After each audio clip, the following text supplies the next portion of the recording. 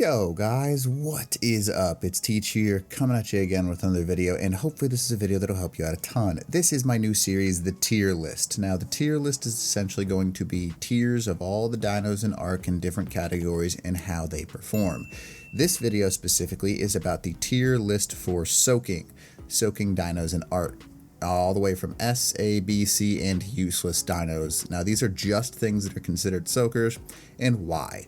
So if you agree with any of these things or disagree, make sure you leave it in the comments below. If you like this video, make sure you hit that like button, that would be awesome. And if you enjoyed this content, make sure you hit that subscribe button. It helps out a ton for the channel, and hopefully you can learn some new stuff as well. So, starting off with our only dinosaur of the soakers that is in the useless tier. This is the Brontosaurus.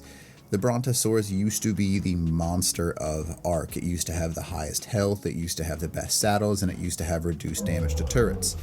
However, now the Brontosaurus is the opposite of that in every way.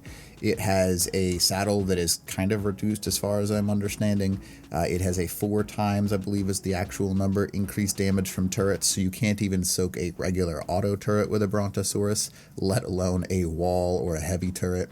It used to be the god of Ark, and then it was nerfed into oblivion and is basically useless in just about every way except for occasionally getting berries.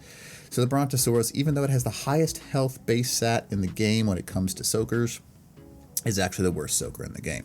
So that is our only useless dino tier. Now let's go ahead and move on to our C class of dinos.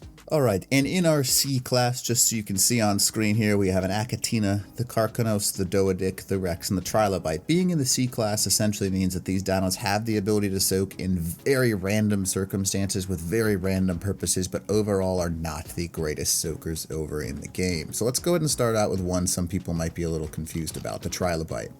Now the Trilobite has a very high base health. However, what's interesting about them, they take 0 time to tame because you just tame them with a fish basket. Just one fish basket, in 10 seconds you tame a Trilobite.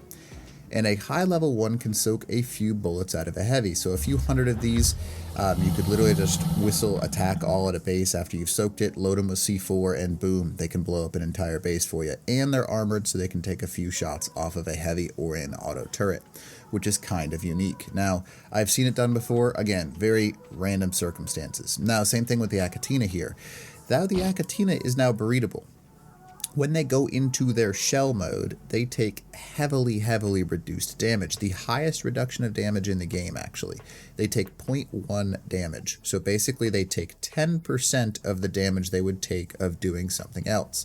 Now the Achatina actually takes heavy reduced damage, and you can also put a helmet on it.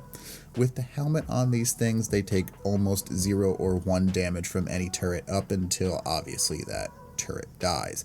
Now the benefit, if you slap a helmet on, usually the helmets will last long enough till they go into their little ball here, and they can soak quite a bit, or turn into something you can launch at somebody's base and strap with C4. So the Achatina is in our C class of dinos.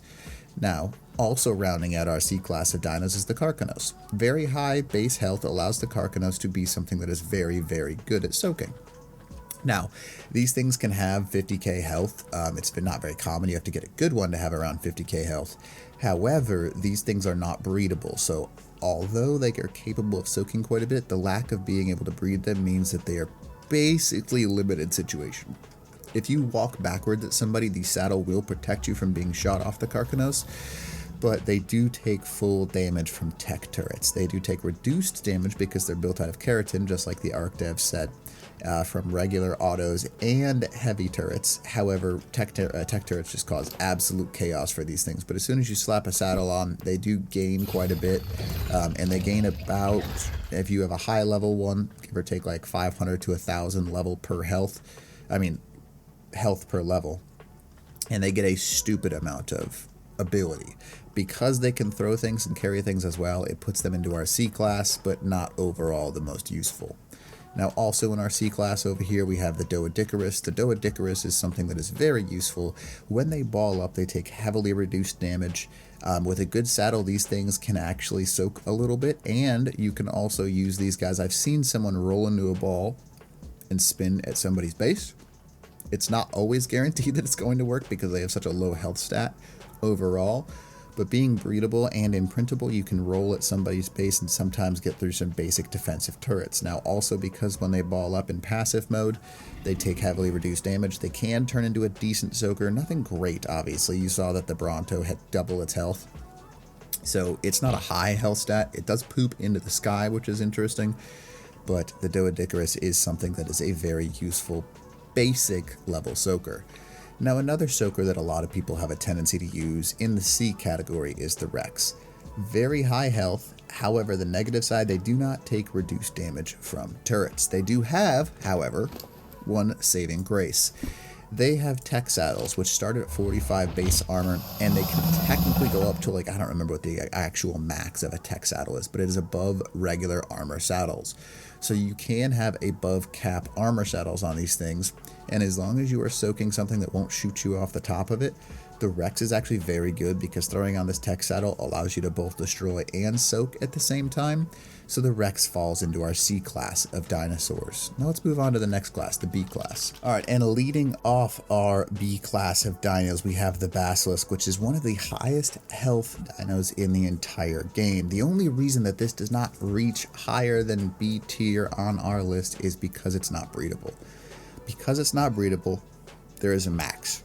That max unfortunately limits out at a decently higher rate, but because they don't take reduced damage from turrets, they are very difficult to place any higher than B.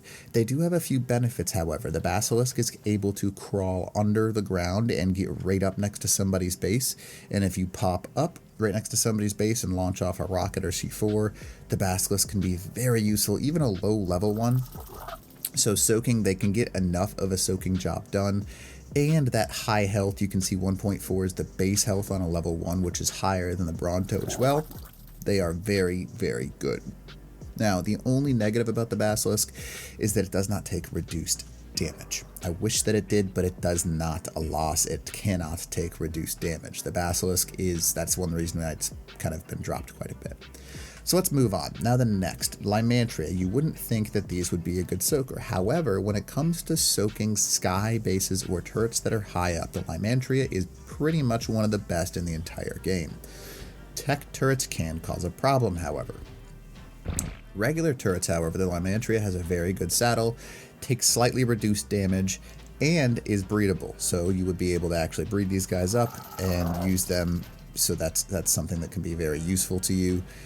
Having a decent bred one with decent stats and a good saddle means you can soak sky turrets. With their ability to hit X and hold still as well, it allows you to key in on specific turrets, which is very difficult to do. And it also allows you to actually soak anything high up, where any other soaker in our tier list does not allow you to do that. So the Lymantria falls in our B tier of soakers. Now, next up is the Rock Elemental. Very high base, you can see it right there, level 1 with 3k health. These things can get up to 50 to 60,000 or even higher health. However, the fact is they're not breedable.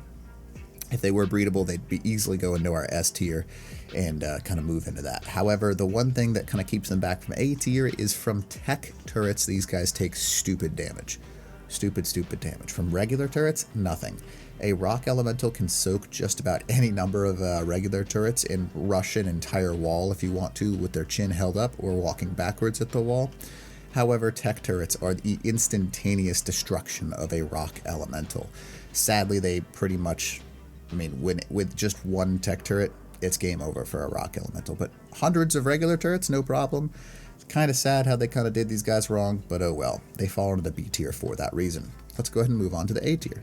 And in our A tier of dinosaurs, we have the Carbo, the Trike, the Gasbag, the Titan, and the Reaper. Starting off our A tier, universally the best thing in this tier, however, is the Carbonemus. Now the Carbonemus, the reason it ranks so high is because they have a very high health stat, they are breedable, and they take stupid reduced damage. It used to be a thing where you could sit on the back of a Carbonemus and not take damage. However, turrets can now target you off the back of them, so you can't ride them into battle. But when it comes to soaking towers, the Carbonemus are top tier. Not even close. You can grab a couple of these guys, throw them in with a crab, throw them in with anything, or just whistle them to attack your target, and these things will go soak a ridiculous amount of bullets and tech element. Whatever you want to say, they will soak it all. However, the negative of them, you can't ride them. So that is the only reason they don't quite reach God tiers, because they are specific to abilities that can only be used by things that are on the ground.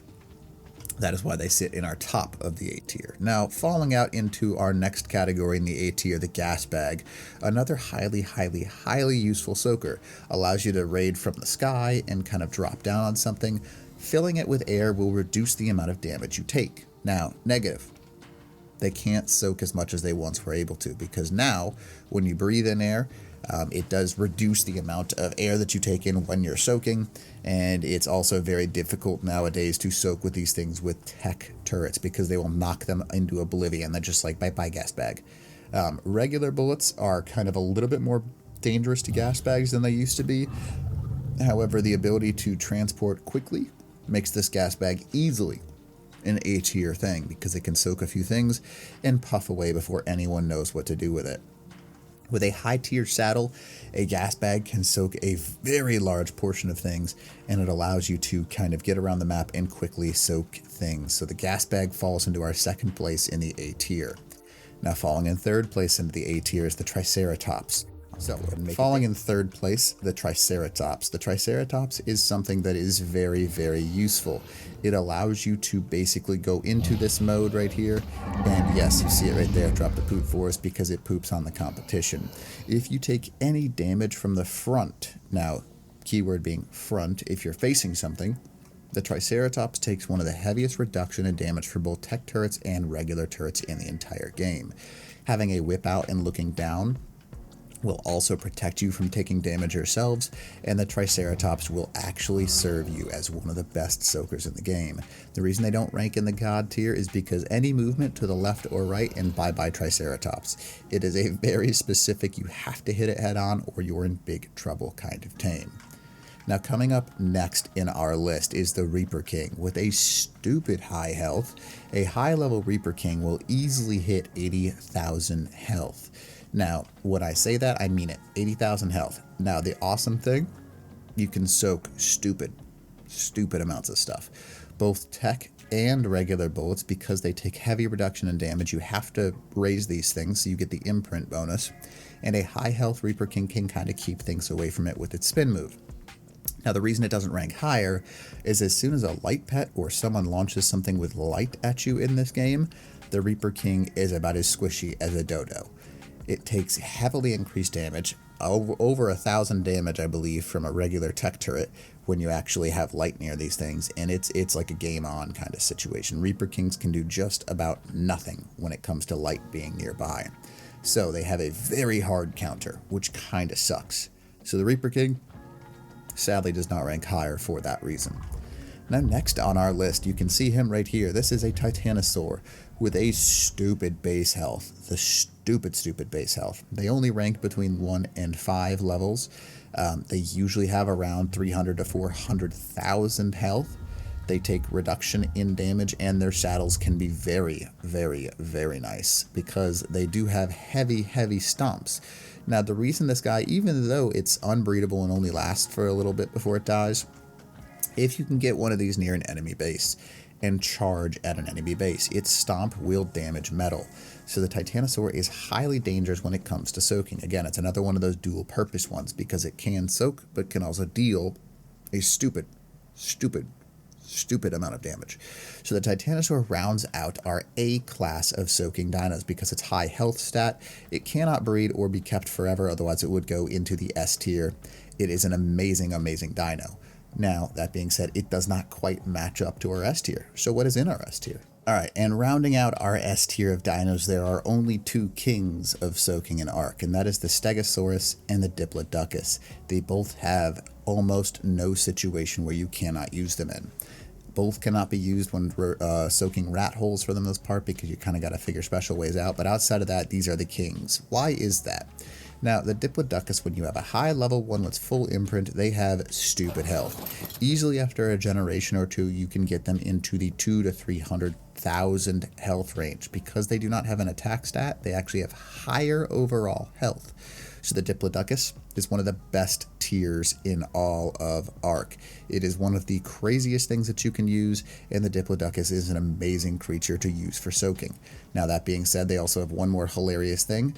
They are stupid fast. If you pure movement speed these guys, yeah, they get into an oblivion of speed that's almost comedic. When it comes to soaking things, this guy will let you get up and close and personal with a few riders on the side.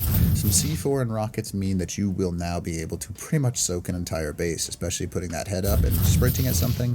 With 2 to 300,000 health, good luck stopping these things. Not much you can do. So, that is why the Diplodocus is so great. Stupid high health, always useful. Breedable, useful. High saddles, always useful. Now the Stegosaurus. Why is this guy universally the greatest? Now, he's probably a little bit above the Diplodocus. He has 3 modes. He's got regular heavy plate, he's got sharpened plate, and other types of plate.